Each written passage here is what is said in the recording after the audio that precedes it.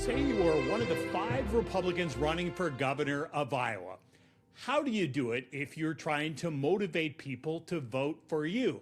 Are you going to go out there and say that things are terrible when you know that Iowa has had a Republican governor every year since 2011? Terry Branstad and then Kim Reynolds. And ever since 2017, Republicans have controlled the majorities in both the Iowa House and the Iowa Senate in the legislature. Now, Zach Lane is trying to run as a political outsider. The first time that he has run for office, he's also running on this theme of change. So I asked him how he plans to push for a lot of changes when he knows that Republicans have been in charge. So does he really want to rip on what they've done? Personally, I'm just focused on trying to tell the truth about the issues I see Iowans facing, and I didn't run a poll to see what issues I should run on. I knew what was going on because I talked to my friends, family, and neighbors, and I see these things myself. And so, I think that there's good things that the Republicans have done in the legislature. We've kept taxes low. We're trying to control spending. We've protected life. Things like that Republicans should be doing. But then also, I think both parties have taken their eye off the ball on some of these bigger systemic issues. And I call that the uniparty, that politicians on both sides are having undue influence by lobbyists and special interests, and it's causing some of these issues and has been causing them for decades.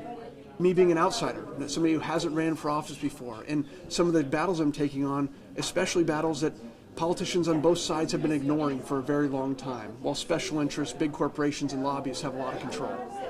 But the message that we're sharing, the 4 points that I've mentioned about keeping our kids in Iowa, saving the family farm, making education number one, and stopping the cancer crisis, it's resonating around the state.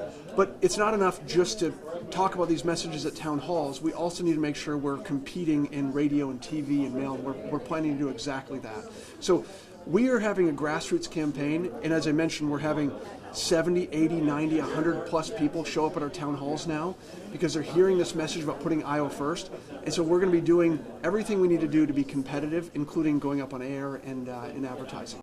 Here are 2 of the changes Lane has talked about so far this campaign. He has said that economic development incentives should be prioritized for Iowa companies. And he has said that those who live out of state but own property in Iowa should pay higher taxes than those residents who own property in the state of Iowa. Some ideas from this Republican gubernatorial candidate after Republicans have led this state for about a decade. That is Inside Iowa Politics.